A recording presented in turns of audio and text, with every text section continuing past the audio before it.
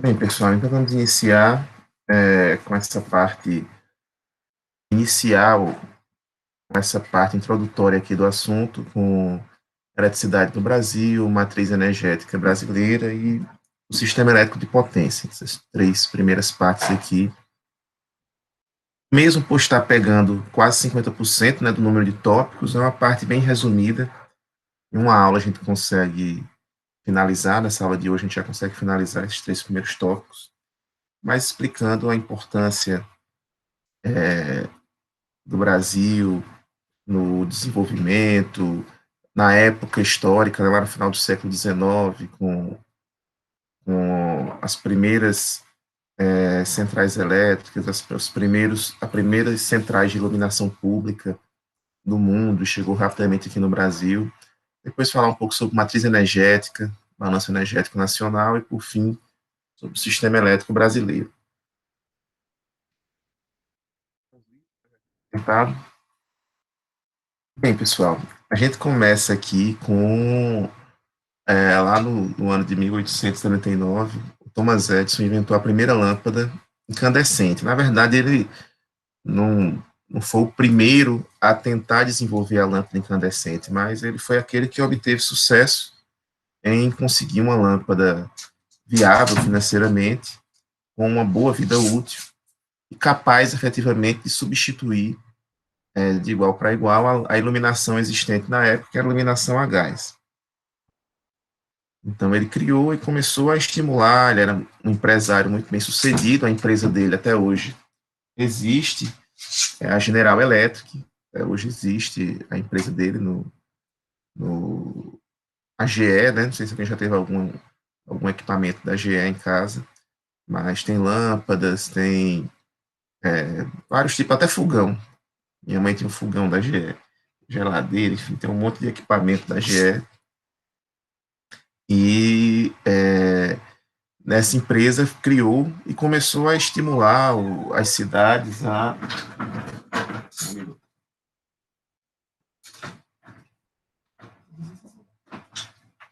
começou a estimular o governo americano, né, a investirem na substituição da lâmpada da iluminação a gás por lâmpadas elétricas.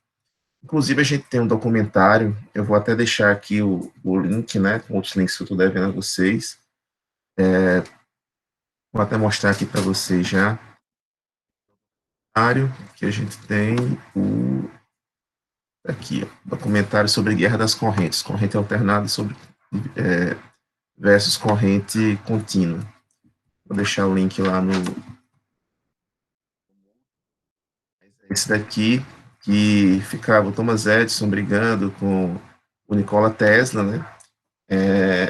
Cada um defendendo uma, uma tecnologia para ser o padrão americano de transmissão e distribuição de energia. E aí, de certa forma, para defender, eles mostravam desvantagens que os sistemas opostos tinham. E uma das polêmicas, né, que o Thomas Edison, e todo mundo sabia, a energia alternada, corrente alternada, tensões alternadas, elas são mais perigosas do que a contínua. E aí o Thomas Edison defendia a corrente contínua, e sabendo que a alternada era mais perigosa, ele ajudou a criar essa cadeira elétrica, né, que foi usada por muitos anos, e ela é baseada em corrente contínua, em corrente alternada, perdão. Então, era justamente uma propaganda negativa para o Nikola Tesla, né? Então, aí o Tesla que tem inclusive o nome, né, da famosa empresa aí do Elon Musk, né, dos carros elétricos. Então, o Tesla, ele foi um cientista muito, vamos dizer assim, sofreu muitas dificuldades, morreu pobre, a história dele é bem interessante. E ele abriu mão de uma série de patentes, né, para que a tecnologia de corrente alternada fosse expandida mais rapidamente no mundo. Então, o Thomas Edison era, além de um cientista muito genial, né, ele também era um empresário muito ganancioso também. Então, ele conseguiu realmente, o Thomas Edison, criar uma riqueza muito grande. E aí eu vou passar para vocês esse link, eu queria que vocês assistissem ao longo da semana e me enviassem na sexta um pequeno resumo, faça uma pesquisa, tem vários filmes sobre a Guerra das Correntes, sobre Tesla e Edison, tem vários, isso aqui é só um documentáriozinho rápido de 44 minutos, mas tem livros também sobre a guerra, essa época da Guerra das Correntes, então tem uma série de materiais, vocês podem fazer uma pesquisa rápida na internet e encontrar. Eu queria que vocês assistissem e fizessem um breve relato aí, 2 páginazinhas, e mandassem para algumas referências que vocês encontrarem individualmente. Vou colocar lá no Moodle a atividade para vocês entregarem até sexta. E como eu comentei, né, a presença que eu não cobro, não faço chamada na hora da aula, por entender que muitos tenham possivelmente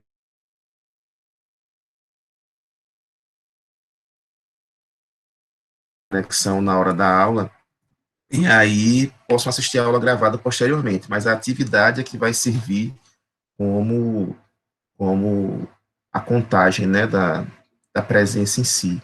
Então, a gente vai ter muitas atividades aqui, toda aula, alguma coisinha pequena, principalmente, assim, da segunda para a quarta, uma atividadezinha mais curta, já da quarta para a segunda, uma atividade mais robustazinha para ter o final de semana aí no meio para conseguir fazer, certo? Então, vão ser muitos exercícios na primeira e na segunda unidade.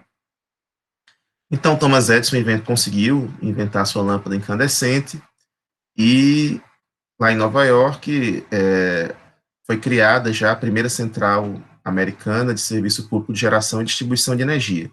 E na época, né, como era tudo baseado em corrente contínua, inclusive nesse documentário, se eu não me engano, tem essa passagem, cada bairro, cada quarteirão praticamente assim da cidade tinha um gerador próprio, porque eu não consigo, devido eu ter corrente contínua, eu vou explicar mais à frente, ainda era inviável na época eu conseguir ultrapassar muitos quilômetros de distância entre o ponto de geração e o ponto de utilização.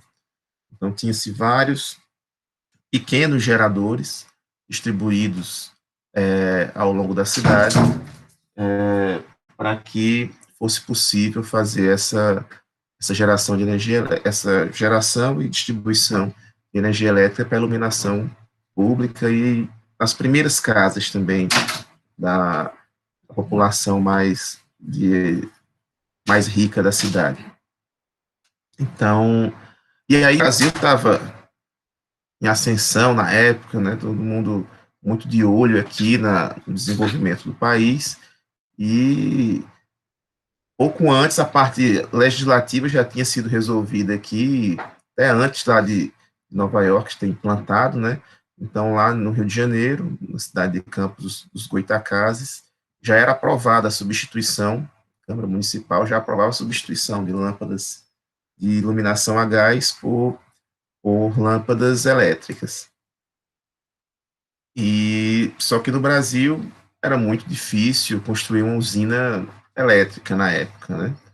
Não tinha ainda fábrica de máquinas térmicas, né? Já que as primeiras eram termoelétricas, as primeiras máquinas, os primeiros geradores eram térmicos. Então não tinha muita reserva de carvão, petróleo ainda descoberto, então era meio difícil.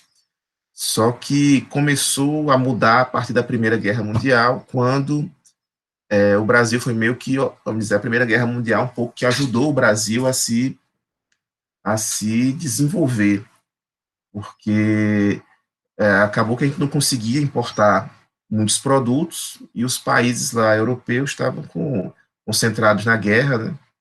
Então até precisavam de a gente conseguiu exportar alguns produtos lá para a Europa. Então, de certa forma, isso daí acabou ajudando a desenvolver o Parque Industrial Brasileiro. E aí inaugurou, em 1983, primeiro serviço público de iluminação lá no Rio de Janeiro, com Dom Pedro II, né? E aí eram só 39 lâmpadas com 52 quilowatts. E aí a gente sabe, a gente vê que a tecnologia que Thomas Edison criou, né, para a lâmpada incandescente, praticamente não mudou muito.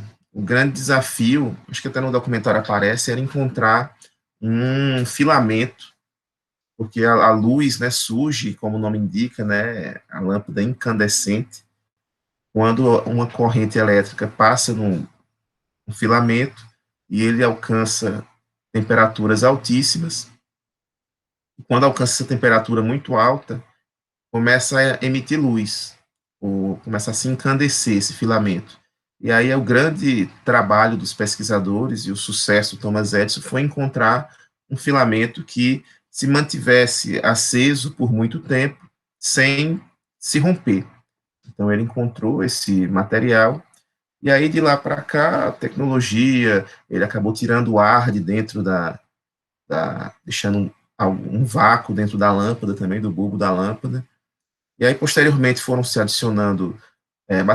A base não mudou muito, o que foi mudando mais foram os materiais que foram se aprimorando, e foi também os gases internos que foram sendo adicionados nas lâmpadas, permitindo uma maior durabilidade dessas lâmpadas incandescentes, mas e uma maior eficiência delas também, aos poucos, né? A gente tem uma potência extremamente elevada, 52 quilowatts para 39 lâmpadas é uma potência extremamente elevada. Então, com o tempo, foi, aos poucos, encontrando materiais mais eficientes. E hoje, para vocês terem ideia, a gente nem tem mais lâmpadas incandescentes, né, puramente incandescentes, daquelas básicas, encontrando no mercado. Então, a gente nem já é proibido até a comercialização dessas lâmpadas. Então, a gente não encontra mais no mercado por elas serem muito ineficientes. Então, a gente tem uma série de problemas aí com as lâmpadas incandescentes. Só em algumas aplicações bem específicas, né, com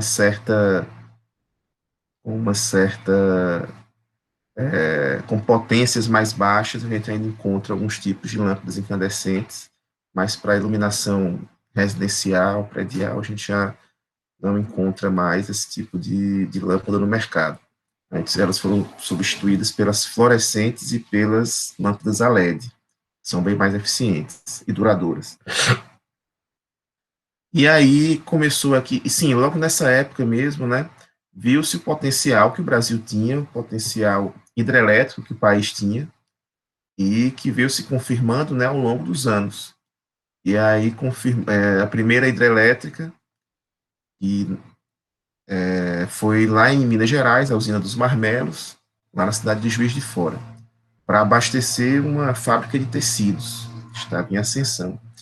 E aí, alguns anos depois, com a mesma, com a mesma, com o mesmo objetivo, né, de uma fábrica de tecidos também, aqui em Alagoas, foi criada a Fábrica da Pedra, né, e ficou lá por mais de 100 anos, lá na cidade de Delmiro Gouveia, que era a cidade da Pedra antes de Delmiro, né, e Delmiro Gouveia, que era um comerciante de muito sucesso, muito rico, decidiu fazer o aproveitamento do Rio São Francisco para fazer o aproveitamento hidrelétrico do Rio São Francisco. Foi o primeira pessoa, primeiro industrial que se dispôs a tentar se enveredar por essa área. Então, ele foi tão importante para a região de Delmiro Gouveia que a cidade mudou o nome, né, depois de sua morte, para Delmiro Gouveia. Então, vou mostrar mais à frente alguns detalhes sobre a importância que Delmiro teve para a cidade.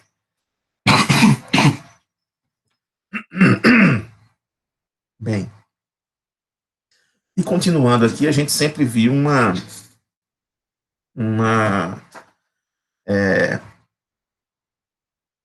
uma tendência natural do Brasil a investir em hidrelétricas. As hidrelétricas não precisavam de combustíveis, combustível era água, A gente tinha uma série de rios com quedas, com possibilidade de fazer grandes reservatórios, que se encaixavam perfeitamente para a situação, e a gente foi sempre investindo, na nossa maioria aqui, em usinas hidrelétricas, não só na quantidade, mas na potência total, né? Aqui em 1930, das 891 usinas, mais de 500 eram hidrelétricas, outras térmicas e outras mistas. 9 anos depois já eram mais de 1.000, com mais de 700 hidrelétricas, outras térmicas e outras mistas, mas aqui, ó, 85% da capacidade instalada, da potência total, concentrada nas hidrelétricas, certo? E aí, foi nessa época também que o poder econômico que antes no país, né, no início aí do século XX, final do século XIX, ainda tinha uma grande participação do Nordeste do país, mas nessa época começou a se concentrar lá no Sudeste, São Paulo, Rio de Janeiro e outras regiões lá por perto. Então, devido a as principais usinas estarem localizadas naquelas regiões. E a gente ainda não ter nessa tecnologia de linhas de transmissão ou para conseguir transmitir a energia gerada lá no Sudeste para outras regiões do país. E aí, em 1944, um grande força política aqui do Nordeste, a gente conseguiu criar a Companhia Hidrelétrica do São Francisco, a CHESF. E a CHESF ela tem uma importância muito grande para todo o setor elétrico e para o Nordeste em si. Na época, não era nem para o desenvolvimento do Nordeste como um todo, né? Então, na época, a gente ainda não tinha um sistema interligado, como a gente tem hoje. Eu vou explicar para vocês. Basicamente, o sistema interligado nacional. A gente tem um país enorme, né? Um país com dimensões continentais. Se a gente pegar lá da Europa, só no Brasil cabe lá uns 15, 20 países da Europa, países até mais desenvolvidos do que o Brasil, então, bem mais. Então, a gente tem um país com muito território, né, muitas distâncias muito longas entre os estados, então, a gente não tinha linhas de transmissão, tecnologia ainda muito difundida de linhas de transmissão, a gente não tinha o país interligado.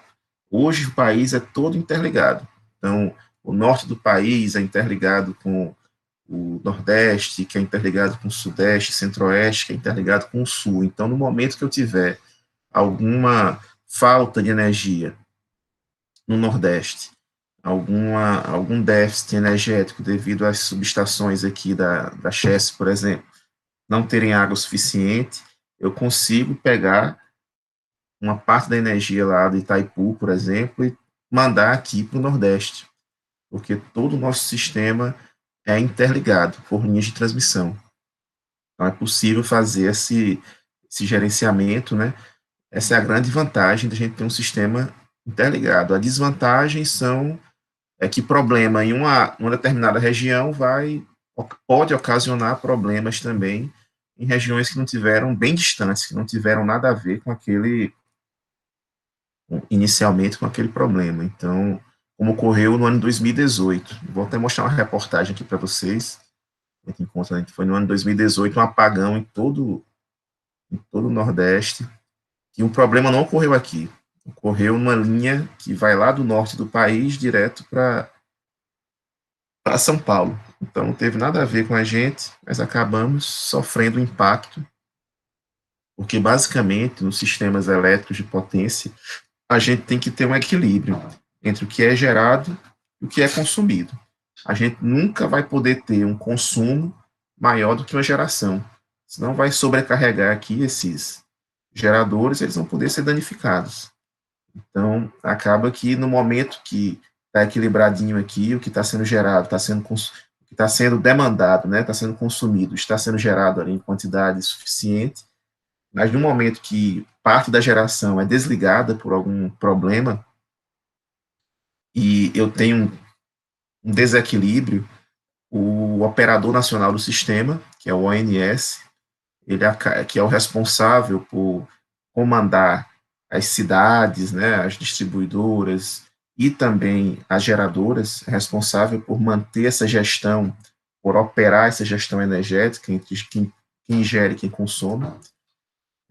O operador nacional do sistema, ele acaba desligando cargas para dar um equilíbrio, né? Então, se teve um, uma descarga atmosférica que acabou danificando uma linha de transmissão e essa linha caiu, ou seja, deixou isolado uma parte da geração considerável do país, ele, para equilibrar, ele acaba desligando cargas menos prioritárias, de regiões ali que são menos densamente ocupadas, ou que têm um número de indústrias menor, ou que, enfim, o impacto desse desligamento seria menor do que em outras regiões.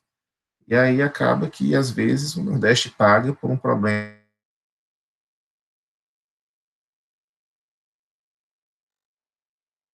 desse desligamento, e depois na medida que vai se restabelecendo o sistema de geração, vai se ligando gradativamente aquelas cargas que foram desligadas.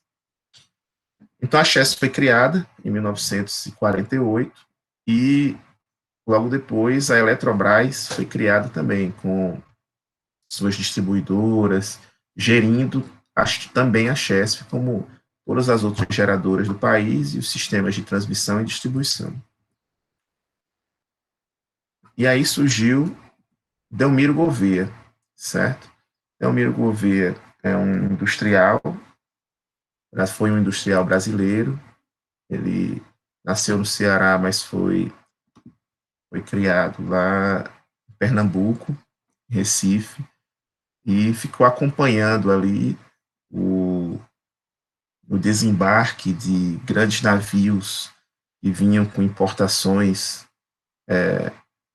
europeias, e aí ele aprendeu a lidar com esses importadores e começou a desenvolver ali sua riqueza, né, no comércio de, de peles de animais, couro de bode e outros bens aqui do Brasil lá para o exterior. Na cidade de Ipu, e em 1863, 25 anos antes da libertação dos escravos, do fim da escravidão aqui no Brasil. Seu primeiro emprego foi no que havia mais moderno, né, no trem, na linha de trem. Então, chegavam os navios lá para o Recife e para mandar essas mercadorias para o restante do Brasil, saía de trem. Então, ele ficava lá e aprendeu a lidar com esses importadores, com esses estrangeiros que aqui ficavam. E aí, vendo esse vai e vem de riquezas, exportações, importações, lá em Pernambuco, Delmiro começou a fazer negociações. Ia para o sertão, comprava os produtos, pele de animais e outros produtos, e mandava para a Europa, para os Estados Unidos, e algodão também. E aí começou a ficar rico. E decidiu investir lá em Delmiro Gouveia, né, numa empresa de tecidos, com um maquinário todo de fora, inglês, trouxe os técnicos americanos para montar o seu maquinário, e aí, para alimentar a sua empresa, sua indústria de tecidos, ele precisava de uma geração de energia elétrica, e ele viu aqui, lá no Rio São Francisco, uma posição ideal para que tivesse a tomada d'água e essa água passasse pelos seus geradores, e aí o gerador, depois ele mandava essa energia lá para a cidade de Delmiro Gouveia. Então ficou aqui a usina de Angiquinhos, certo? Sendo inaugurada lá em mil. Não, acho que ele chegou em Delmiro em 1910 e inaugurou em 1913, certo? A usina dele. E aí eu sempre faço as visitas, né? Vou mostrar algumas fotos para vocês aqui. Eu sempre costumo fazer. Deixa eu só procurar as fotos aqui, pessoal.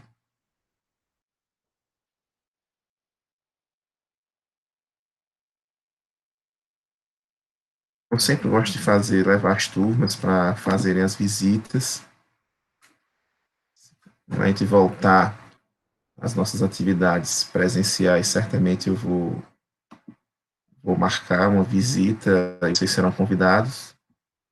Deixa eu mostrar de trás para frente aqui, pronto. E nessa visita lá, Paulo Afonso, é uma... Não sei se alguém já fez essa visita, mas é uma viagem aí de um pouco mais de 300 quilômetros de Maceió. E geralmente a gente vai num dia pela manhã e volta no outro, depois do almoço, mais ou menos. No final da tarde, no meio da tarde, às 4 horas da tarde, a gente já está saindo. Então, o primeiro ponto que a gente para, sim, primeiro, ó, tá aqui no Google Maps, para vocês verem, a cidade de Paulo Afonso, né? A cidade de Paulo Afonso, ela é uma ilha. Inicialmente, ela não era uma ilha. Inicialmente, São Francisco vinha aqui, né? Vinha passando, tal, de ladinho aqui, passava na lateral da cidade e continuava seu curso. Aí continuava aqui seu curso, tal, e desaguava lá no Piaçaba, né? Piaçaba do Sul. Aqui, deixa eu ver aqui, vem por aqui, ó, Piaçaba do Sul. Ela vinha aqui, desaguava aqui no mar. Só que percebendo-se, né, o potencial da região para que a hidrelétrica, muita gente pensa inicialmente quando não entende muito, não se debruçou muito pelo assunto, todo mundo pensa que existe só aquela hidrelétrica que eu pego o curso do rio, coloco meus geradores ali naquele meio do caminho e o riozinho vai passando e vai girando as minhas turbinas, o meu gerador lá para gerar energia. Ou seja, existe esse tipo de hidrelétrica, sim, é chamada uma hidrelétrica a fio d'água, mas não são geralmente hidrelétricas de grande porte.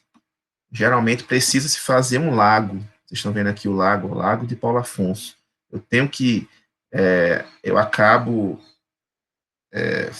mudando o curso do rio em algum ponto para encher aqui um grande lago e ter um grande acúmulo de água. E aí sim eu vou abrindo aos pouquinhos os meus geradores, né, para ir passando água e reduzindo aqui, controlando o nível desse lago aqui. Então, inicialmente, o Rio São Francisco passava aqui pela direita de Paulo Afonso. Vinha aqui, por essa região aqui, passava direto e seguia o curso do rio. E aí, na época, né, foi uma grande obra de engenharia, e eles fizeram essa grande barragem aqui, ó. Deixa eu dar um zoom maior aqui. Tá vendo aqui que é uma obra, das primeiras usinas de Apolônio Salles. Então, eles fizeram essa grande barreira aqui, e aí o técnico lá, o nosso guia, vai mostrando os desafios, fotos antigas, das dificuldades que tiveram, foram anos para conseguir, tiveram vários problemas para conseguir fazer esse desvio aqui, até que conseguiram, e aqui foi, e aí a cidade ficou meio que a parte principal da cidade, né, que depois ela foi crescendo aqui, mas a parte principal da cidade virou uma ilha, né, o centro de Paulo Afonso virou uma ilha. Então, para você ter acesso, é um monte de ponte, as pontes aqui, a gente acaba passando por várias pontes, aqui a ponte, a Avenida Boa Viagem, então, vários locais têm pontes para você, aquela outra ponte aqui outra ponte aqui, a ponte metálica. Eu acho que essa aqui foi até aquela ponte lá da Nazaré Tedesco. Não sei se você lembra dessa novela aí, que ela se jogou da ponte de Paulo Afonso. E aí virou uma ilha artificial, certo? E aqui é o Grande Lago, e aqui o lago vem aqui para a usina de Paulo Afonso IV, isso, Paulo Afonso IV, que é uma das que a gente visita, certo? E aí ele volta ao curso natural.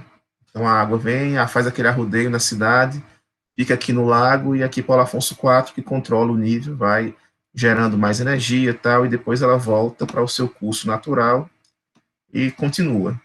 Aí lá embaixo tem uma usina, aqui Paulo Afonso é Bahia, né? Mas aí continuando aqui o curso do Rio, a gente vai chegar em outra usina, que é a usina de Xingó, que essa pertence ao estado de Alagoas, né? Fica do lado de Alagoas. Aqui é um restaurante bem legal, sempre que... Antes de chegar em Maceió, pessoal, eu trabalhei em Delmiro Gouveia, né? Eu entrei em 2013 na UFAL, lá em Delmiro Gouveia, fiquei por 2 anos lá, uma experiência muito boa. Todo semestre levava, que era vizinho, né? Então, até aqui é a usina de Xingó. Aí aqui ela fica do lado alagoano mesmo, né? Tá bem aqui.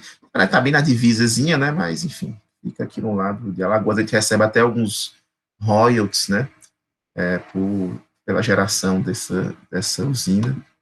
Então, fica bem na divisazinha, Alagoas e Sergipe, mas a tomada d'água aqui fica, enfim. Então, é uma das mais novas também, uma usina bem eficiente, a usina de Xingó. E aqui, voltando lá para Paulo Afonso, tá aqui. E aqui em Paulo Afonso, geralmente quando a gente vem aqui, eu até coloquei nos meus favoritos, aí vem logo para o Memorial. Então, vai direto para a visita lá no Memorial. E o Memorial é esse aqui, né? Aqui tem vários equipamentos bem antigos, tudo analógico, né? Hoje é tudo digital. Era tudo, os avisos eram as fitinhas, ó. Deixa eu dar um zoom aqui. Como é que eu dou um zoom nesse negócio aqui? Os avisos, é porque tá a resolução meio ruim. Mas essas fitinhas vermelhas eram os alertas, né? Era um textinho, aí internamente vinha, quando tinha algum alerta, vinha um avisozinho vermelho, e hoje é tudo digital, tudo com botões, LEDs, enfim. Aqui era uma maquete, né, de uma das usinas. Aqui era a gente assistindo lá, o Reginaldo, né, que é o técnico que sempre nos acompanhou nas visitas, ele explicando questão, essa grande obra de engenharia que foi a ilha de Paulo Afonso, né, essa curva que o rio faz agora para criar o lago e depois ir liberando aos pouquinhos pelo então, esse aqui é um modelo reduzido, então esse daqui é uma obra muito interessante. Até pouco tempo era muito mais usada. Ele diz que usam de vez em quando ainda. Mas isso daqui foi o seguinte, isso aqui são as cotas, né? Tipo aquelas curvas de nível com as diversas profundidades aqui do, do rio. E aí eles enchem d'água aqui e tem tipo miniaturas das comportas, miniaturas da cidade, dos geradores. E aí quando eles querem fazer alguma simulação, dizer assim, olha, está chovendo muito, o nível está mais alto, se eu abrir aqui 3 comportas, o que será que vai acontecer? Vai inundar tal área? Será que a água chega lá? Não chega? Hoje isso é tudo feito computacionalmente, né? Mas antes era de muito mais utilidade esse modelo reduzido. Não estava cheio d'água, porque essa visita aqui acho que foi em 2014. Tinha muita gente, não, acho que foi em 2015, eu acho, não sei. Estava uma época que estava meio, mas tudo que era sem água, estava uma dificuldade muito grande hídrica, e aí eles não encheram. Mas se tivesse, próxima vez que a gente for, eles pediram para avisar que demora um dia e meio para encher tudo. Aí na próxima vez eu peço o aviso, peço para eles encherem com antecedência para a gente ver isso tudo cheinho. Aqui aí chega a parte que é a cidade miniatura. Aqui já é a cidade miniatura, certo? Aqui os acampamentos, todos os canyons aqui, até as pedrinhas aqui do rio eles colocam, as casinhas. Aqui é Angiquinho, ó. Aqui é Angiquinho, a usina de Delmiro Gouveia. Olha como na foto lá, ó. Ela fica bem, é um pontinho amarelo, tá vendo, no meio do paredão. Então eles fizeram Angiquinho também, em miniatura. Esse pontinho amarelo aqui vou mostrar as fotos. A gente foi lá em Angiquinho. Antigamente eles permitiam, na minha época de estudante, né, quando eu fui, estudante de engenharia elétrica, eu fui lá com meus professores e era permitido ainda descer, tem uma escada daquelas helicoidais, a gente descia aqui e via lá dentro um geradorzinho bem antigo, Mas aí, com o tempo, foi proibindo o acesso, porque começou a ficar não muito seguro o acesso a essa usina, e também eles não foram investindo em fazer a manutenção adequada, né, das escadas, dos acessos, e aí acabou proibindo. Então aí tem umas usinas, tem, enfim, tem aí a ponte metálica e tal, tem tudo a maquete das principais usinas da cidade aqui atrás.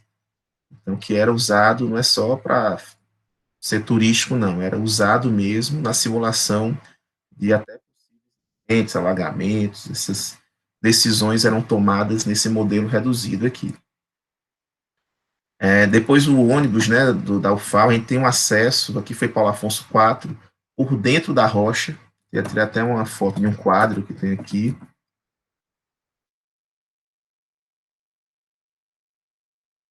Então, aqui é a tomada d'água, na parte mais alta, a água vem descendo por essa parte metálica, e aqui chega no gerador, nas turbinas do gerador, né? Ela entra aqui, faz girar as turbinas, gerar energia, e depois volta para o curso do rio, no outro lado aqui da usina. O mapa de riscos, né? Riscos em eletricidade, queda, ruído, acidentes. Eu gosto de segurança do trabalho, eu também gosto, é por isso que eu tirei a fotinha para a gente acompanhar esse mapa de riscos. Aqui ficou até meio ruim aqui a foto, era a placa de um dos geradores, né? A placa, não tem muitos mais detalhes, mas alemã, lá em Paulo Afonso 4, de 403 megawatts de potência.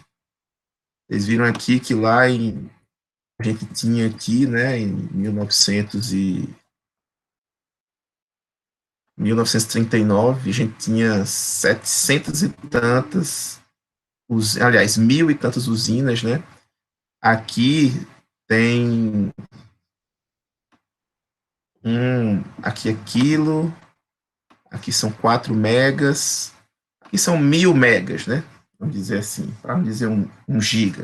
1.000 megawatt nas mais de 1.000 usinas. E hoje a gente tem um só gerador, a gente tem no Brasil todo 1.000 mega, num só gerador, 400 megawatts de potência. Numa só turbina, né? Num só equipamento. Tinha, acho que só em Paulo Afonso 4 tem, eu acho que são 6 desses daqui. Então, só em uma parte tem 6 desses daqui. A gente evoluiu muito, né, nesse sentido. Aqui está a parte abaixo da turbina, né, que é a parte do gerador em si. Aí a gente teve acesso aqui. Aí tem um monte de lubrificante, todo um sistema de hidráulico aqui para o rotor ficar girando e não criar muito atrito, toda uma parte mecânica aí. A parte girante, né? Aqui acima das nossas cabeças, acima da nossa cabeça estava girando, né, a parte da turbina, que era impulsionada pela água. Então estava toda a água passando aí por cima e girando as turbinas. E aí o barulho é enorme, né? Todo mundo tinha que ir com um protetor auricular para não ter problema.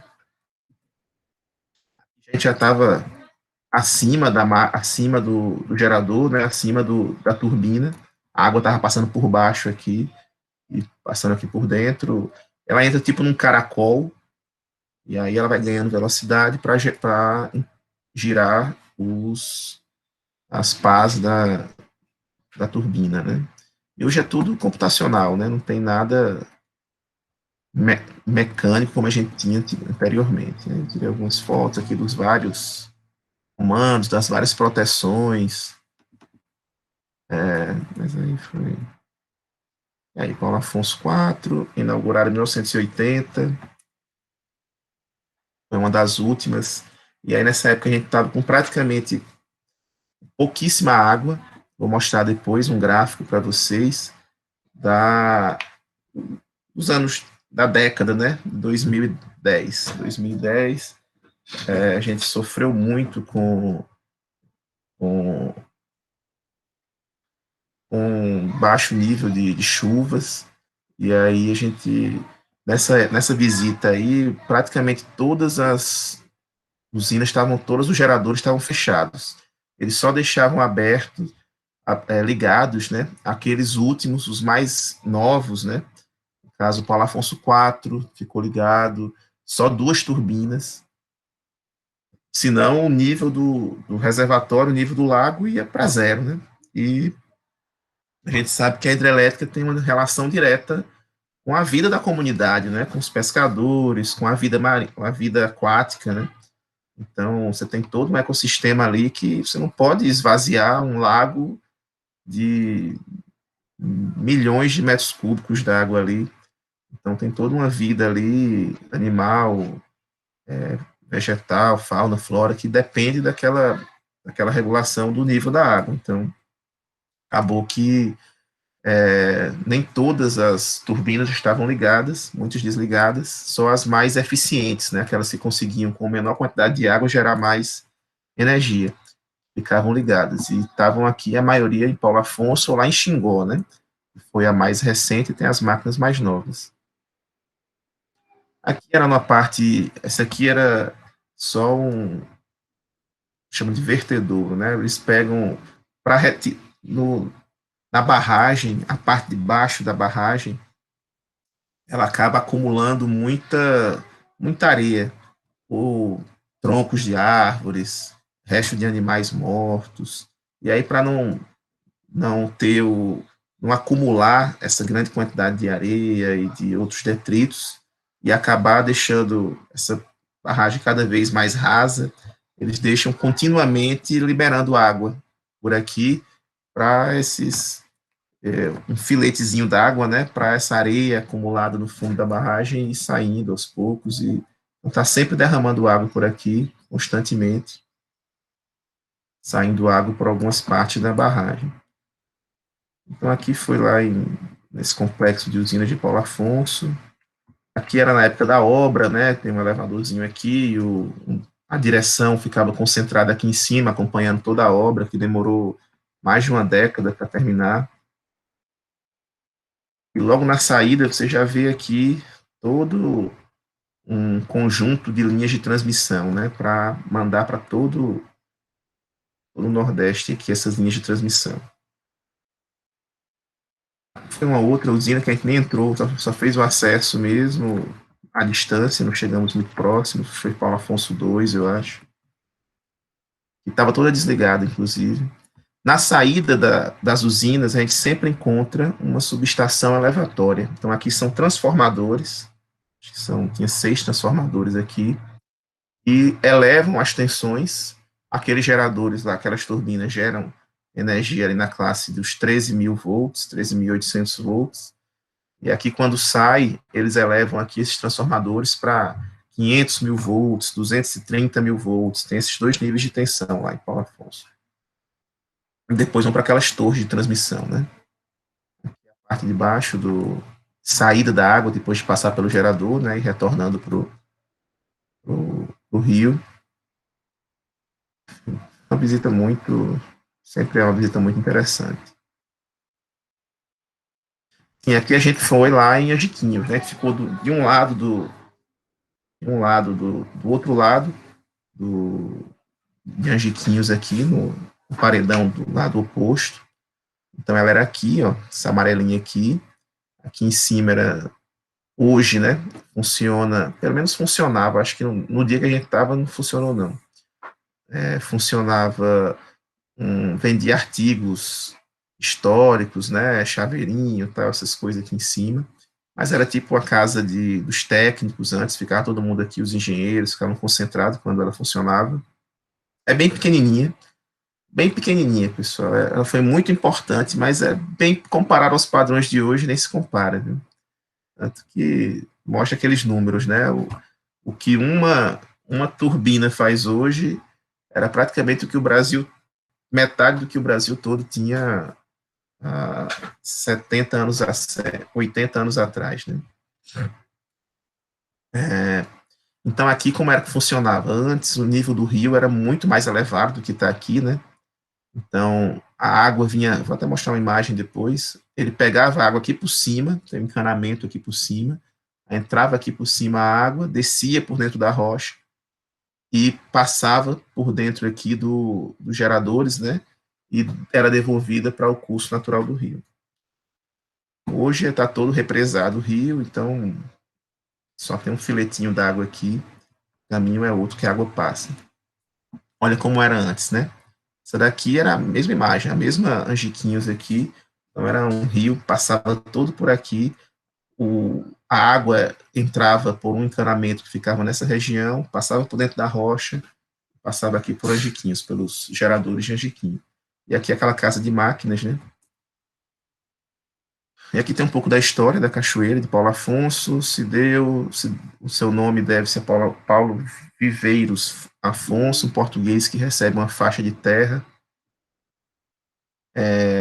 em 1725, dentro da qual estavam essas grandes quedas d'água. O pioneiro da exploração da cachoeira foi Delmiro Gouveia, com a construção da usina de Angiquinho em 1913. Foi a grande inspiração para o surgimento da Chesf, a qual tornou essas águas a primeira cachoeira programável do mundo. Então, tá aí, hoje, né, como tá diferente, né, era aqui agora sem água ainda. Diz que eles abrem lá as comportas quando tem um grande volume d'água, o lago tá com um nível muito alto, eles abrem as comportas de novo para ficar bem parecido com o que estava nessa foto aqui. Então é isso, pessoal. Uma visita muito interessante. Quem puder ir, se Deus quiser, a gente vai voltar logo às nossas atividades presenciais. Uma visita que é importante não só para todas as engenharias. As engenharias aqui têm importância. Pessoal da ambiental, para ver como é. Eles têm os tratamentos aqui, tem todo um tratamento para a vida aquática, todo um tratamento para todos os impactos aqui causados, eles têm esse acompanhamento ambiental. Pessoal da Civil, uma obra aqui enorme, mecânica, elétrica, enfim, é uma obra, todas as áreas da engenharia, de certa forma, estão envolvidos em algum grau. Vou voltar aqui agora.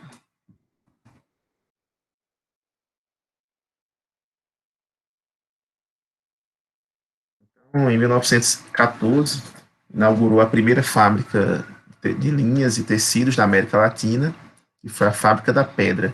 Pronto, foi o centenário, foi quase na época dessa viagem, né? Foi em 2014, estava lá ainda em Delmiro, teve uma grande festa, uma grande comemoração lá pelo centenário da Fábrica da Pedra.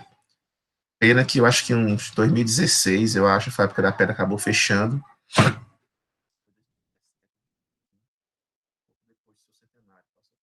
E acabou encerrando suas atividades. Então, em pleno sertão, a empresa chegou a empregar mais de 1.700 pessoas. Essa marca Estrela, que eram os produtos dele, foi, teve muito sucesso na época e conseguiu aí importar muitos produtos. Então, passando dessa parte, né, histórica, vamos falar agora um pouco sobre a matriz energética, né? Quando a gente fala em matriz energética, a gente não está falando só em energia elétrica, muita gente confunde isso. E é importante a gente deixar claro que matriz energética é algo muito maior. São todas as fontes de energia, desde o petróleo até de biodiesel, cana-de-açúcar com etanol, entre outros, hidrelétricas, solar, fotovoltaica, eólicas. Então, são todas as fontes de energia que um país, uma região tem, certo? E a matriz energética nacional ela é divulgada anualmente pela empresa de pesquisa energética. O EPE faz o levantamento anual e divulga o balanço energético nacional. Certo? Esse link está até desatualizado.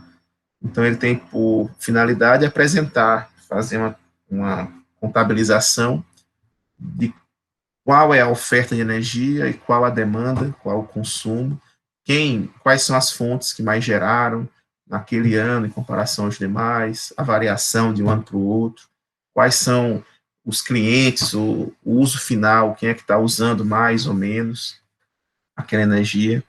E aí, ó, lá no site deles, a gente encontra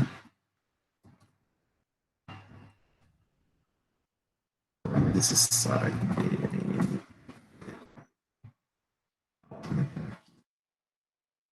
No site deles, a gente encontra que, geralmente, eles divulgam o balanço do ano anterior no meio do ano corrente, né? Então, eles divulgam o balanço de 2000 e vão divulgar o balanço de 2020 lá para maio, junho de 2021.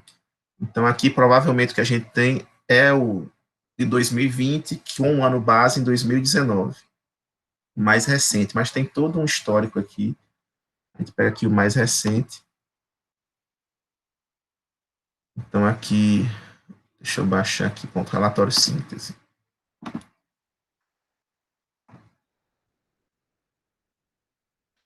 Então, esse daqui foi o mais recente de. Deixa eu salvar aqui para a gente ver em Word, em PDF grandão. Pronto. Então, esse daqui foi o balanço nacional, balanço energético nacional, foi divulgado em maio do ano passado. Provavelmente mais alguns meses vão divulgar o de 2021. Se vocês precisarem de algum trabalho, alguma atividade, é de livre acesso. Podem pesquisar aqui, só é botar BANEPE no Google, que deve ser um dos primeiros links. Aí vocês vão procurando aqui. Ele mostra, né, quanto se usa de energia no Brasil, qual energia se usa no Brasil, quem usa a energia no Brasil, só a energia elétrica especificamente, e as emissões de poluentes e tal. Então vamos aqui para os principais gráficos que interessam aqui. Quanto se usa de energia no país. E aí eu acho muito interessante que eles sempre fazem um balanço entre a economia, né, produto interno bruto, a evolução, ou a retração desse produto interno bruto com o aumento da demanda e da oferta de energia. E geralmente tem essa correlação bem forte. Quando um sobe, quanto mais a economia de um país sobe, maior será o seu consumo energético, ou seja, as indústrias vão consumir mais energia para gerar seus produtos, o comércio vai precisar mais, porque a população está consumindo mais, a população, residências acabam consumindo mais, porque compram, tem um poder maior de compra e acabam comprando novos equipamentos, compram ar-condicionado, compram um chuveiro elétrico, enfim. Então, quando a economia de um país sobe, o seu consumo de energia tem que subir, acaba subindo junto, né? E o contrário também, é verdadeiro. Quando está em uma crise muito forte, a indústria dá uma parada, não vai ficar criando muita coisa, muito produtos, e ninguém vai comprar, né? E tudo acaba caindo junto também. Aí aqui a gente tem ó, um comparativo para a gente ver como o país é um país verde, né? Então, todo mundo fala, não, o Brasil tem muitas fontes, é um país muito rico de fontes renováveis, e realmente somos, sim, somente comparado ao resto do mundo.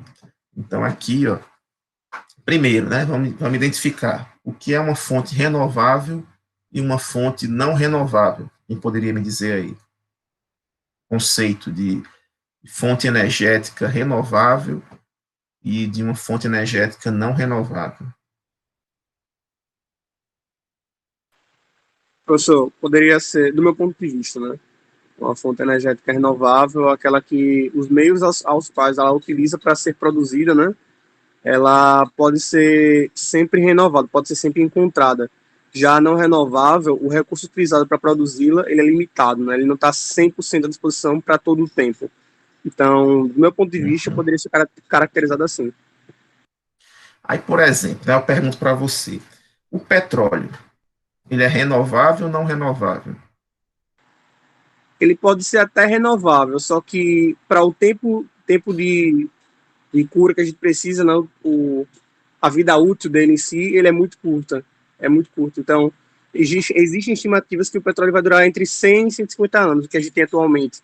Depois disso, só em altas pressões, né, no fundo dos bolsões, daqui a milhões de anos que a gente Isso. vai poder utilizar novamente. Então, para a gente não é viável. Então, isso e por isso a gente considera o petróleo um material não renovável, né? pelo tempo que ele precisa para poder ser produzido.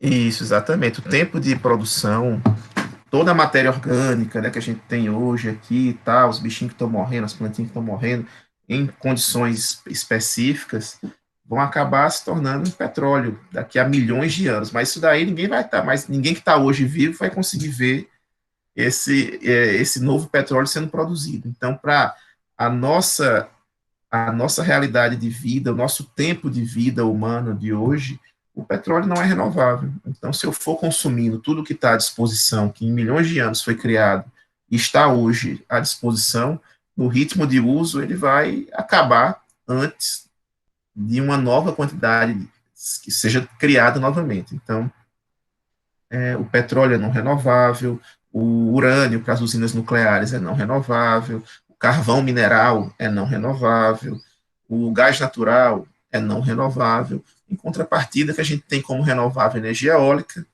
tem a hídrica, né, a hidrelétrica, porque pode até não chover um ano tão bem, mas vai chover de novo. Porque tem uma catástrofe aí, alguma mudança, mas aí é uma extinção. Mas vai chover. Cedo ou tarde, pode durar 5, 6, 10 anos, mas o regime de chuvas vai voltar em algum momento. A eólica, né, os ventos, a cana-de-açúcar, ou qualquer outro bem que consiga produzir álcool, etanol, ou outros bagaços de cana, enfim, isso tudo aí é considerado como energia renovável. E aí, somando tudo que a gente tem, no ano de 2019, que é o mais recente, a gente teve 46,1% de fontes renováveis, enquanto o mundo aqui, que o dado mais atualizado na época, que era 2017, era apenas 13%. Então, aí dá umas 3,5 vezes, né? 3 vezes, a gente é mais renovável, mais de 3 vezes mais renovável do que o mundo, certo? E o restante é não renovável.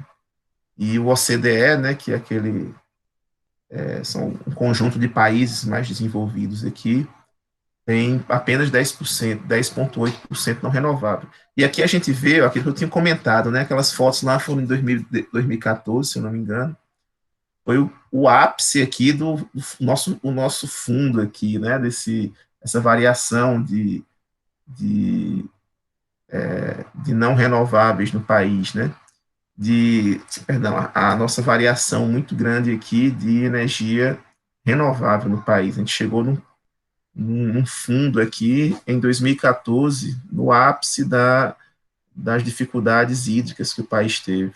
Então, a gente teve aqui uma seca muito grande na região dos nossos lagos para a geração de energia elétrica e depois veio subindo de novo. E aí, em 2019, já estávamos melhores do que em 2010. Então, foi uma década muito difícil em termos de geração de energia elétrica. Perdas, né? Qualquer fonte de geração, ela vai ter perdas envolvidas. Então, perdas em vários setores diferentes, carvoarias, refinarias de gás natural, centrais elétricas, a parte de transmissão e distribuição.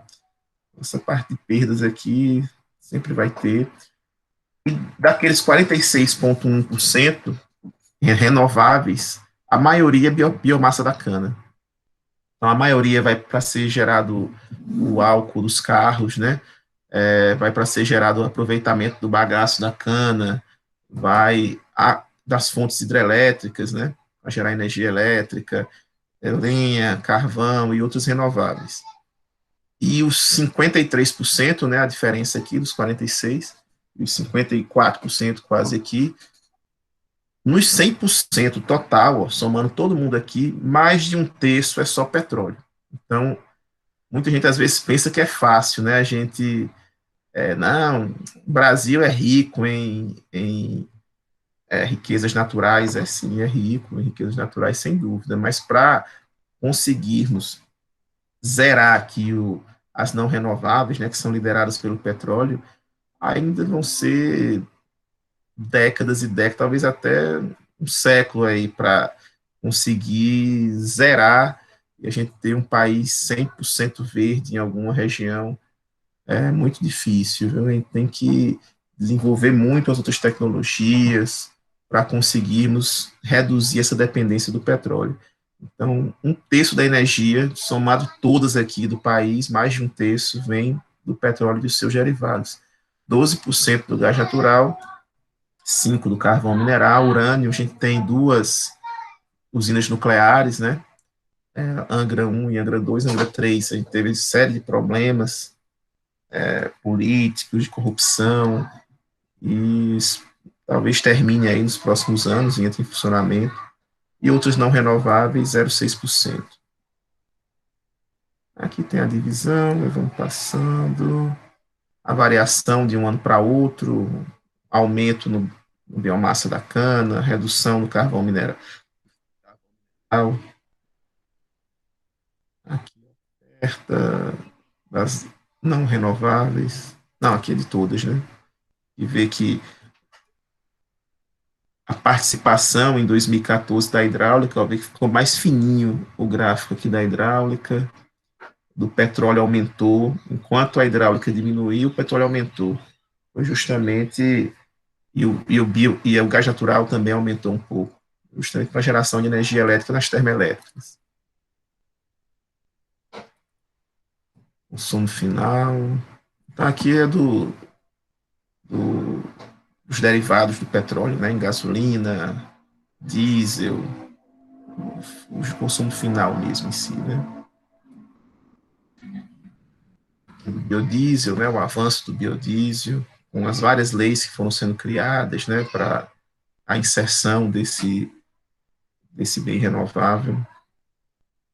Aqui vamos ver quem usa. Na opinião de vocês, quem mais usa energia no país? Será que somos nós, né? Somos, afinal, mais de 200 milhões de pessoas, todo mundo em casa, ligando uma TV, ligando uma geladeira, ligando alguns um chuveiro elétrico, outros, enfim, uma lâmpada, pelo menos. Então, o que vocês acham? As residências são as que usam mais, o comércio usa mais energia, a indústria usa mais, o setor de transporte, né, os carros, aviões usam mais. Na opinião de vocês, como é o ranking aí por setores de quem usa mais energia no Brasil?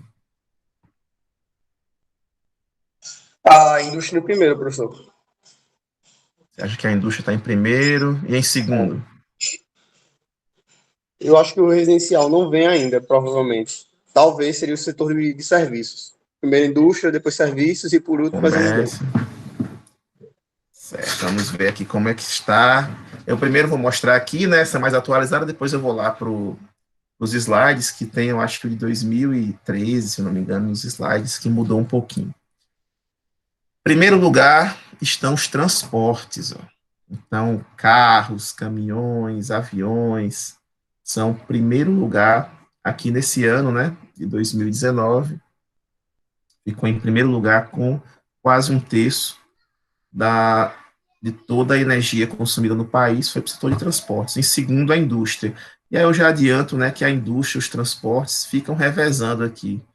Quem fica em primeiro, quem fica em segundo, logicamente, dependendo do avanço do PIB, do desenvolvimento, às vezes a indústria está em primeiro e o transporte está em segundo. Em terceiro lugar, vem o próprio setor energético como consumidor de energia, né? Então, 11% para o setor energético, com perdas, etc. Residências, quarto lugar, 10% só. Só não, 10%, né? Serviços, comércio, etc., 5%. E agropecuária, 4,9%. Então, esse daqui foi o ranking desse ano, né? De 2020. 2020, na verdade, 2019, né? Olhando os slides aqui, que eu tinha o de 2012, né?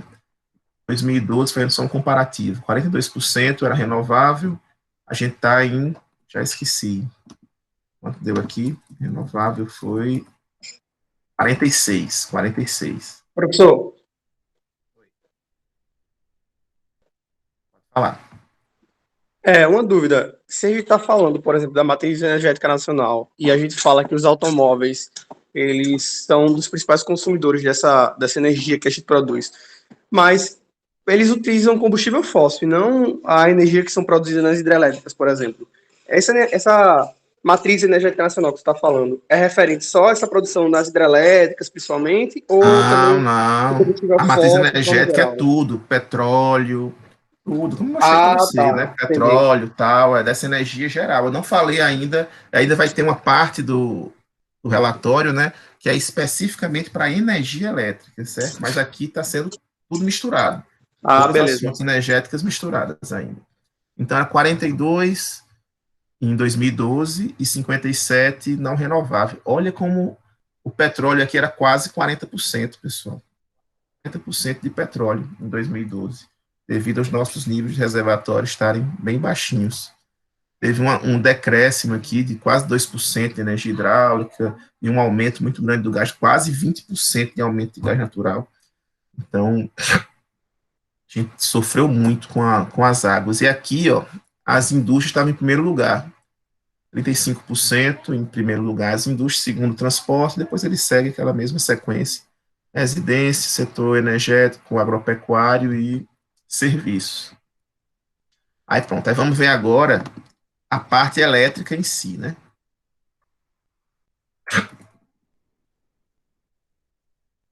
Com variação, a indústria caiu aqui no ano passado, mesmo o PIB subindo um pouquinho, a indústria deu uma queda.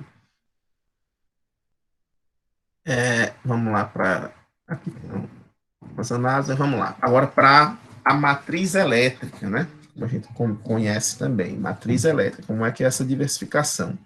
Só falando de energia elétrica. Teve um aumento tanto da energia elétrica disponibilizada, de novas fontes surgindo, quanto de consumo também. Teve um aumento, né? De um ano para o outro, 2018 para 2019. E olha como era aqui, ó. Olha que interessante. Vamos 2019. Em 2019, a gente ficou com aproximadamente 65% da nossa energia vindo das hidrelétricas, de fontes hidráulicas. Aí teve aqui 8,4% da biomassa do bagaço de cana, quando é queimado lá nas usinas para gerar energia. Eólica, 8,6%. Observem aqui o aumento que a eólica teve. Em 2019, 8,6%. Solar apareceu aqui com 1%, e a quantidade de energia solar que a gente vê, né, por aí, mas ainda só está em 1%. Em 2018 era 0,5% só.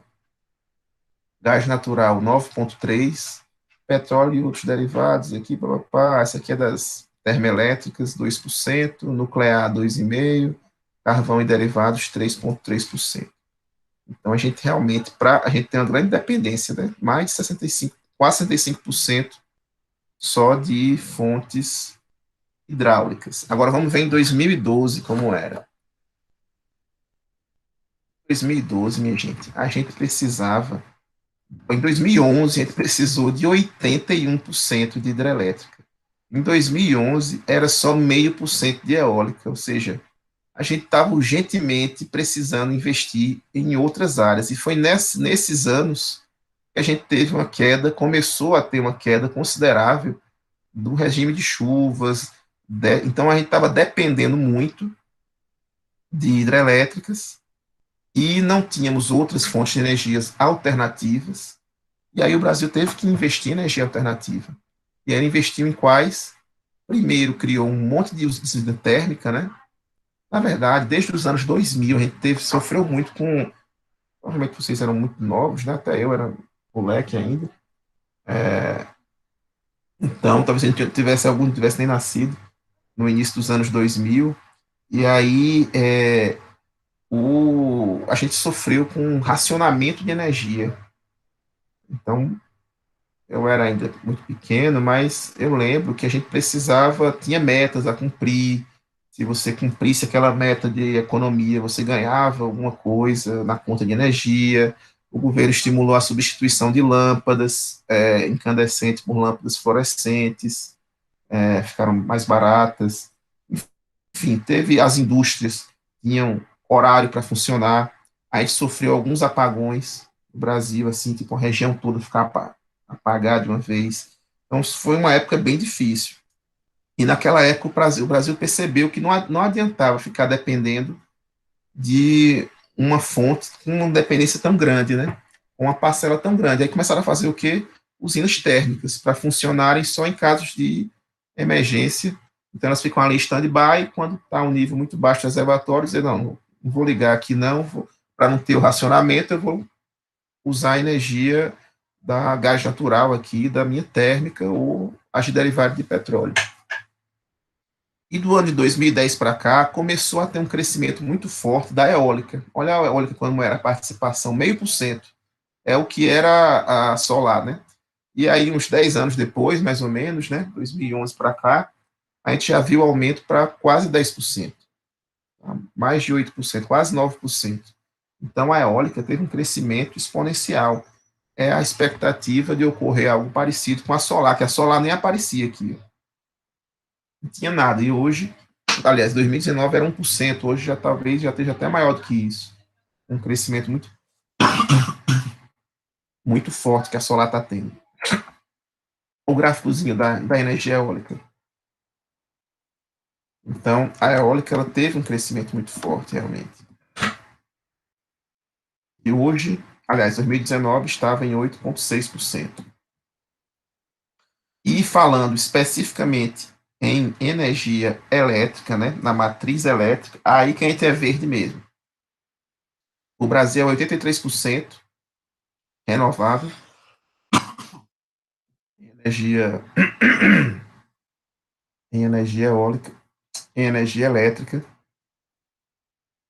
Passamos aqui por uma crise, né, hídrica, chegamos a um ponto aqui em 75% e tal, mas hoje retornamos aqui aos 83, maior que 80, e o mundo é 22 só. Então a gente realmente está bem renovável nesse sentido. Que é a variação de um ano para o outro, evolução da eólica, né? Aquela curva bem forte, ascendente. E eu queria chamar a atenção aqui para a energia solar fotovoltaica. Olha o aumento que a gente teve. Na verdade, quando a gente fala em mini ou micro geração, falando sobre o quê? O sistema elétrico ele é disposto por três grandes áreas: a geração, a transmissão e a distribuição. Vou falar no próximo passo para vocês. A geração pode ser hidrelétrica, né? Pode ser nuclear, eólica, enfim. A transmissão é quando eu tenho necessidade de transmitir essa energia gerada de um local para outro mais distante. Então, eu gerei lá em Paulo Afonso, vou transmitir para Maceió, são 300 e poucos quilômetros de distância. Vou ter que transmitir por linhas de transmissão, né? Aquelas torres de 30 metros de altura, para percorrer uma distância tão grande. Não dá para transmitir com aquele postezinho de rua que vocês veem quando estão andando aí nas cidades. Então, vou transmitir naquelas torres. Já, e a distribuição, eita, e a distribuição é quando eu vou usar a energia em si, né? É o ponto mais próximo do consumidor final. Então, aqui eu tenho uma geração distribuída, a geração no próprio local onde o consumidor se encontra. Só um minutinho, pessoal.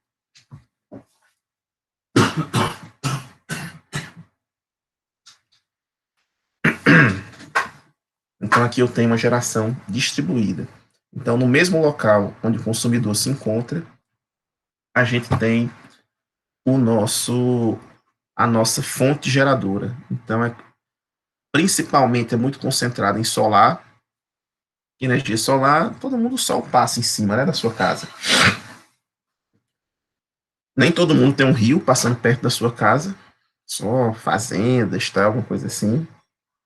Nem todo mundo tem vento suficiente próximo da sua casa, e muito menos gás natural e outras fontes renováveis. Então, sem falar que todas essas fontes aqui, com exceção da solar, tem partes móveis envolvidas. Então, a solar não. A solar é só deixar lá o módulo fotovoltaico, os módulos em cima da sua casa e a manutenção é bem menor comparada à outra. É praticamente uma limpeza, um reaperto dos condutores, nas conexões, e está resolvido. As outras vai precisar de lubrificação, de troca de componentes, tal, então vai dar mais trabalho. Então, a solar fotovoltaica ela tem uma preferência muito grande nesse sentido. E ela mais do que duplicou de um ano para outro, foi 170% de aumento. Então, e agora continua nesse crescimento extremamente considerável, né? Quando eu tenho a geração na própria no próprio local de uso. Então isso aí reduz perdas, porque onde a potência passa, a corrente elétrica passa, ela causa perdas. Então se o caminho é menor de onde está sendo gerado para onde vai ser consumido, menores serão as perdas. Uma série de outras vantagens. Um aumento bem parecido com aquele da eólica, né, exponencial. E aqui a concentração. Aí você vê aqui, né, como a gente está concentrado, o estado de Minas Gerais, ele realmente ele é muito grande, a quantidade de sistemas fotovoltaicos instalados em Minas Gerais. O estado criou uma série, a CEMIG, né, que é a concessionária local lá do estado, criou uma série de legislações estimulando o uso de energia solar fotovoltaica, e aí o pessoal, o Nordeste, que deveria estar reconhecidamente ser uma região com mais calor, né, mais sol, deveria está crescendo mais, mas acaba que Minas Gerais e as regiões sul e sudeste também estão crescendo muito, né? Crescendo até mais rápido que a gente. Bem, aqui a Solar tem uma participação muito grande aqui no total das fontes. Bem, então sobre energia solar, sobre matriz energética e matriz elétrica, era isso que eu tinha para falar. A partir do momento que comprou para mim, hoje é aniversário de Carlinhos. Daqui a pouco eu vou lá. E aqui a gente tem, para terminar a aula de hoje, né, que eu até me estendi mais que eu deveria, vou falar rapidinho aqui sobre o sistema elétrico de potência. Eu já adiantei, né, que tem a parte de geração, a transmissão e a distribuição. Aqui no nosso Nordeste, a geração é feita pela Chesf, coincidentemente a transmissão também. Mas não necessariamente a transmissão vai ficar com a mesma empresa responsável pela geração. Mas a gente tem a transmissão, pode ter várias outras empresas cuidando da transmissão, e depois a distribuição, basicamente cada estado vai ter uma. Né? Alguns estados têm duas, como é o caso da Paraíba. A Paraíba tem duas distribuidoras, que é uma só para a região de Campina Grande, cidades circunvizinhas, e outra para o resto do estado. Mas recebem o mesmo nome, né? Energia Paraíba e Energia Borborema. Energisa Paraíba, Energisa Borborema. Alagoas tem a Equatorial, que também é dona do Maranhão, esqueci os outros estados agora, acho que é Tocantins. Eu acho que são mais 2 ou 3 estados no país que ela administra também, a Equatorial, além do Maranhão. O Maranhão foi o primeiro da Equatorial, é o que elas têm mais tempo, mais desenvolvido. Alagoas foi o mais recente, mas tem, assim, não me engano, uns 2 ou 3 estados no Brasil que a Equatorial também é dona. Ela também tem a concessão, no caso, né, dessa prestação de serviço público. E como é que funciona? A unidade geradora, pode ser nuclear, hidrelétrica, etc., eólica. E aí, na saída, como eu mostrei algumas fotos para vocês, né, lá em Paulo Afonso, tem logo um conjunto de transformadores que vão elevar essas tensões de 13 mil, 15 mil volts para 230, 500 mil volts. E depois vai percorrer aqui quilômetros e quilômetros de distância, até que chega próximo a um grande centro consumidor, como o caso de Maceió. E ali próximo a Messias, né, quem viaja ali vai para Pernambuco, passa próximo ali a Messias, deve observar uma grande subestação da Chesf que tem lá. E aí tem uma grande subestação a da Chesf, e ela vai agora, o transformador vai fazer o contrário, né? Ele vai pegar a tensão de 500 mil volts, 230, e vai começar a reduzir gradativamente. E aí ele reduz, reduz, reduz, até que chega naquelas subestações da Equatorial, que em Alagoas, em Maceió deve ter umas 15 subestações, de 10 a 15 por aí. Tem a do Tabuleiro, a da UFAL, a energia da UFAL está ligada na subestação do Tabuleiro ainda, né? Eles ficaram de criar uma nova lá na cidade universitária, próxima ali à UFAL, mas não foram criadas ainda. Então, interligado com a subestação do Tabuleiro, e aí vem reduzindo, reduzindo, reduzindo, até chegar na frente da sua casa, ou na esquina da sua casa, naquele postezinho que tem um transformador lá em cima. Então, aquele transformador recebe a tensão em 13.800 e reduz para 220, que é a tensão que vai chegar nas suas tomadas, nas suas lâmpadas. Então, tem todo esse caminho aqui. Algumas indústrias, shoppings, comércios de maior porte, eles já recebem energia em uma maior tensão, como é o caso da UFAL. A UFAL não recebe em 220, como você recebe na sua casa. A UFAL recebe em 13.800. Então, entra lá no medidor da UFAL, 13.800. Os transformadores internos para reduzir para 220 são de responsabilidade da UFAL. Então, a UFAL tem que se virar e comprar os transformadores dela, fazer a manutenção neles. Ixi, Maria, cheiro de queimado aqui. Fazer a manutenção deles e fazer essa gestão. A gente tem até uma subestação maior já pronta desde 2016, 2015, mais ou menos, que é de 69 mil volts. Mas nunca foi ligada. Até hoje está aguardando a ligação da Equatorial e não foi feita. E aqui, pessoal, a energia elétrica ela é bem parecida com qualquer outro produto, né? Por exemplo, você pode fazer uma analogia com um pacotinho de biscoito, né? Vou lá no mercadinho, vizinho à minha casa, comprar o meu pacotinho de traquinas. Aí, quando eu chego lá, eu compro só um, né? Um ou dois. E deixo lá, vou lá no mercado, compro, boto no meu armário. Aí, por cada pacote, eu paguei R$1. Aí, o dono do mercadinho, ele não procura outro mercadinho. Ele já vai numa rede atacadista. Ele vai no Açaí, vai no Atacadão, vai numa rede atacadista, né?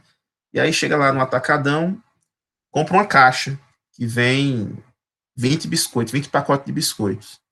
Mas aí ele já tem que ter um estoque, né? Na casa, na lojinha dele, lá no mercadinho, colocar lá no armário maior, para aguentar um número maior, já vai com a caminhonete dele para pegar 2, 3 caixinhas, comprar outros produtos em atacado.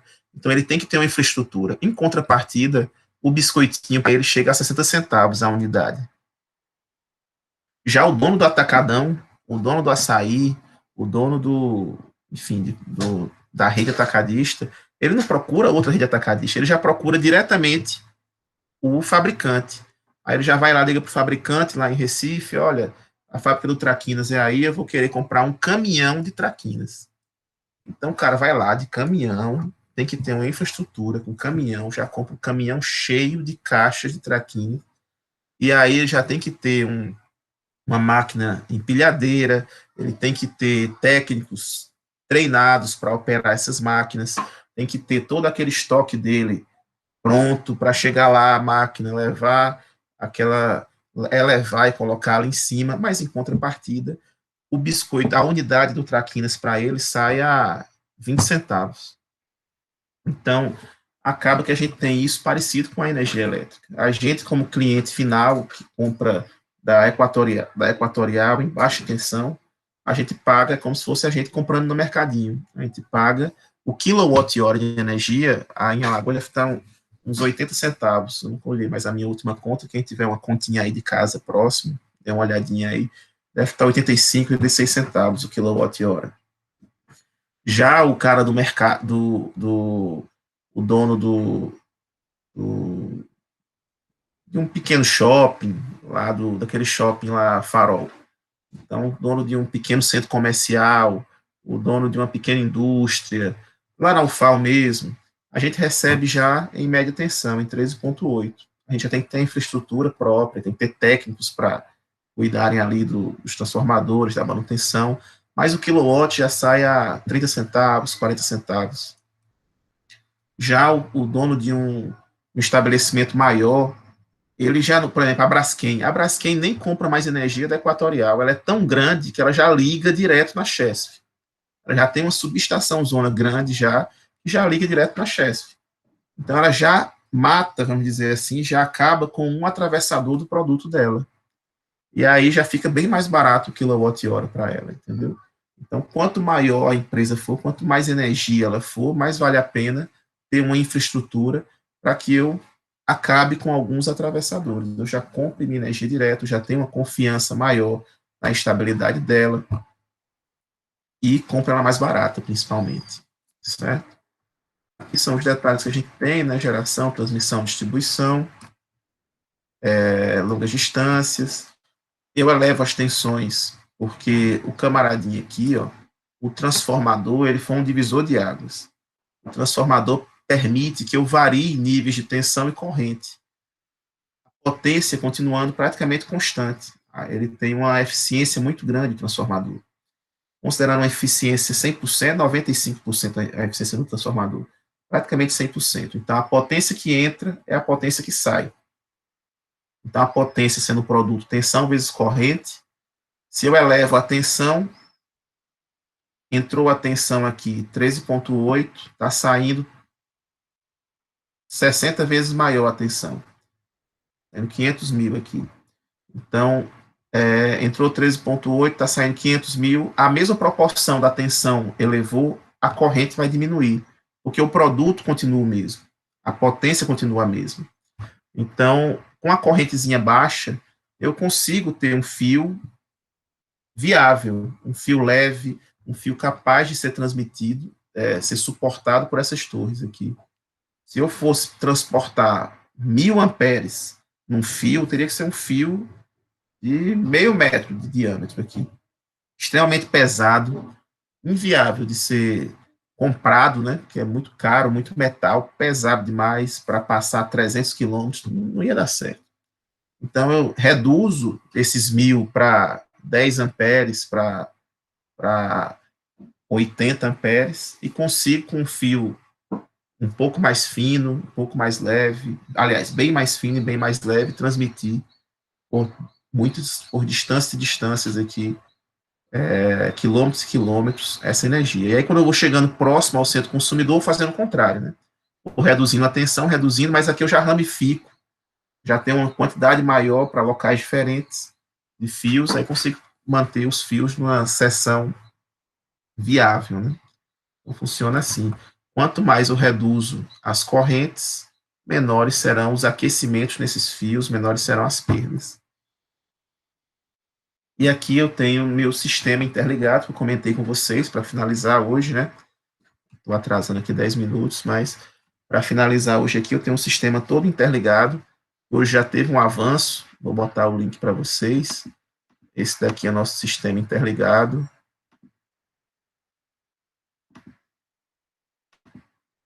Será que é esse? Acho que é esse aqui. Não, isso aqui é uma conta. Está aqui na minha área de trabalho, eu vou achar.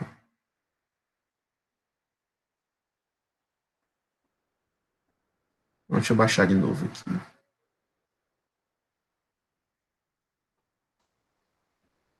Não organizado nessa área de trabalho. Vou colocar o link para vocês, mas esse daqui, ó, Sistema Interligado Nacional.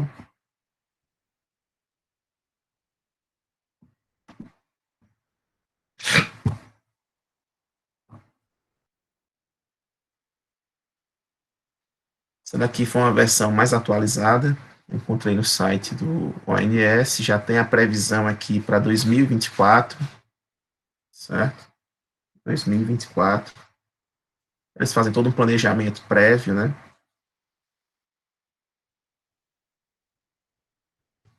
Então, só para vocês, vamos ver primeiro a legenda, né? Para vocês já entenderem o que é. Sempre que tiver um tracinho verde, ou um traço contínuo, né? já são linhas existentes, linhas de transmissão existentes. Então, elas estão interligando geradores a cargas, né, a subestações. E aí, se for no Nordeste, a gente vai ver praticamente duas cores diferentes, que são as verdes, que são 230 mil volts, e as vermelhas, que são 500 mil volts. Certo? Aí, outras partes do país tem azul, rosa, tem essas azuis, claro, com esse negocinho preto aqui do lado, que são essas de 800 mil volts até. Aí, se eu tiver uma subestação hidrelétrica, ela é um triângulo preto. Se tiver uma planejada já existente, é um triângulo preto. Se for uma planejada, é um triângulozinho branco. Solar é tipo um solzinho amarelo, já existente, branco, planejado. Parque eólico é tipo uma pazinha eólica aqui, um azul, já existente, branco, planejado. E usina térmica, termoelétrica, né? Vai ser um quadradinho, dependendo da letra que tiver dentro. Se for B é de bagaço de cana, M é de biomassa, C de carvão, N nuclear, O de óleo, G de gás e T de outros combustíveis. Certo? E se for branco é planejado, e se for coloridinho aqui, o quadradinho já é existente. Então vamos ver aqui, né, o Paulo Afonso. Se vocês observarem aqui o Nordeste, ele já tem um monte de linhazinha vermelha e algumas verde também, né? O Paulo Afonso está aqui, ó. Paulo Afonso 4, aquelas que eu te mostrei, né, as fotos e tal. Esses triângulozinhos pretos aqui são entes. Tem a Paulo Afonso 3, aí Apolônio Salles, que é 1, Luiz Gonzaga, acho que é 2. Tem Xingó aqui, que já faz parte meio que de Alagoas também. E saindo de Xingó, você viu aqui que sai de Xingó uma linha vermelha, então uma linha de 500 mil volts, e vai para SE Messias, vai lá para a subestação de Messias aqui, ó, chega aqui nela, aqui é a subestação de Rio Largo, né? Então, na subestação de Messias chega uma linha vermelha e uma linha verde, chega a 230 e chega a verde e chega a vermelha de 500 mil volts. E aí ela passa aqui para Rio Largo, com outra subestação, e finalmente chega lá em Maceió, subestação Maceió 1 e subestação Maceió 2. E aqui elas vão ser reduzidas, e a gente tem aqui em Maceió, aqui próximo a Maceió, vários quadradinhos coloridos já, né? Um B, que aqui é bagaço de cana, uma térmica a bagaço de cana, G de gás natural, O de... esqueci o que é o O, óleo. O de óleo, isso. Uma térmica a óleo diesel mesmo, combustível líquido, né? Então, agora se vocês observarem bem, ó, em Alagoas não tem nenhum em Alagoas solar eólica, né? E já está lá em Pernambuco, já passou da divisa aqui, né? Já depois de Garanhuns e tal.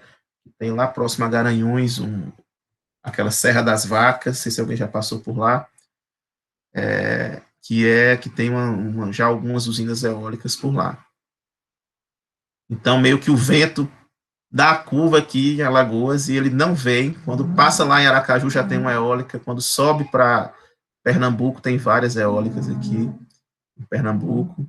Na Paraíba tem eólica, aqui na divisa com o Rio Grande do Norte, que tem mesmo, já fiz uma visita aqui a essa eólica Mataraca, muito interessante. Aí quando chega no Rio Grande do Norte, ó, várias e várias e várias eólicas, e lá no Ceará do mesmo jeito.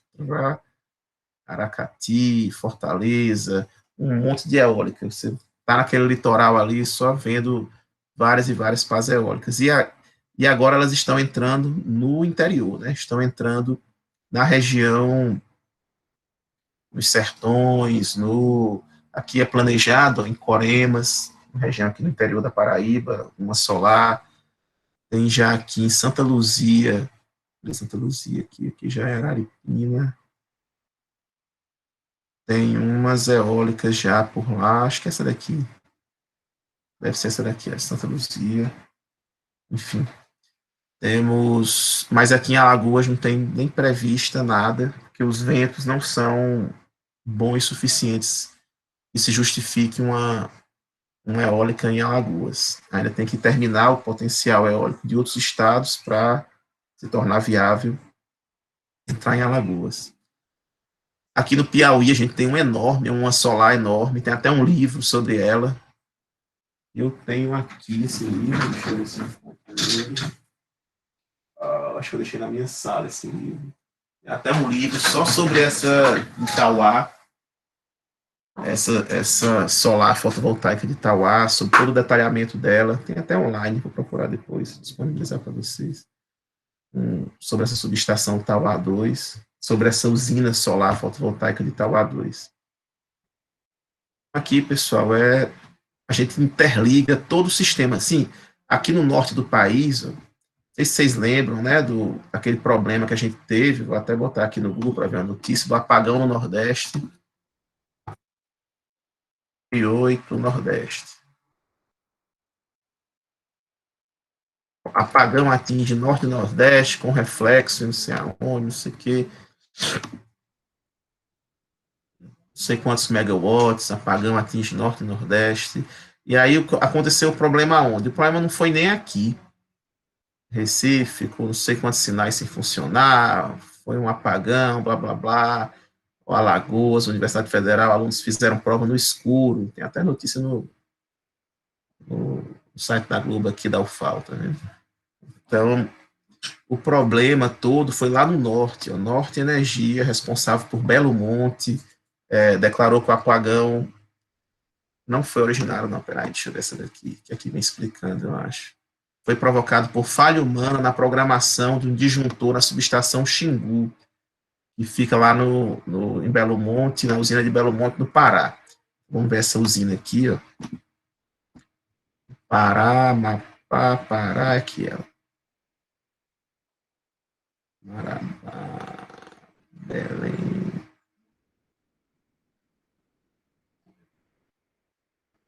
Seguindo essa linha aqui, ó. Xingu, Belo Monte, pronto. Então aqui usina hidrelétrica de Belo Monte, né? Aproveitando aqui o rio Xingu, aí, e a usina de Belo Monte. E aqui vem a subestação, aqui a usina, né, leva os fiozinhos lá para a subestação do Xingu, e aqui saem essas linhas de 800 mil volts. Ou seja, são linhas contínuas, não são alternadas. Então, são linhas contínuas. Aqui não vai ter aquele transformador padrão, né, que só funciona com tensão alternada. Vai ser todo um sistema diferente.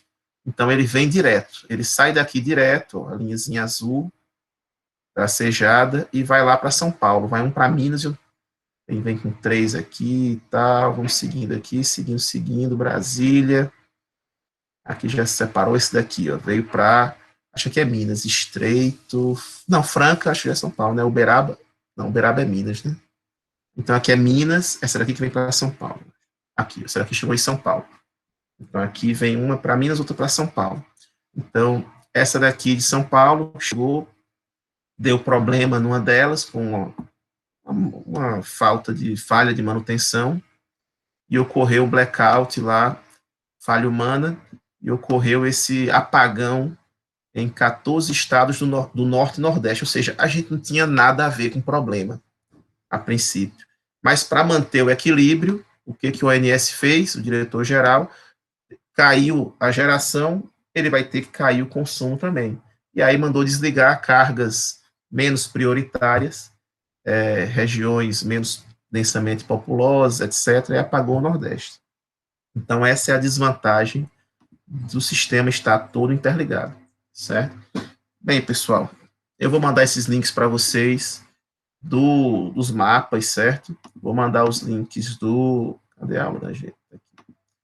Vou mandar os links dos exercícios, agradeço quem ficou até agora, existem outras aulas. Essa aula gravada vai estar lá no site, a aula da apresentação da semana passada também. E na semana que vem a gente já... né? Na semana que vem, na segunda, a gente já começa com o assunto dos circuitos elétricos, certo? Agradeço muito a presença de todos. Vou mandar lá vou adicionar já no site essa aula de hoje gravada, com o link também do livro, minissérie, né, do documentário da Guerra das Correntes, para vocês fazerem aquele resumo e me mandarem. Vou deixar para entregar até domingo, certo? Esse apontamento, esse resumo, essa pesquisa sobre esse assunto. Vou detalhar mais lá no exercício. Mas peguem outras fontes,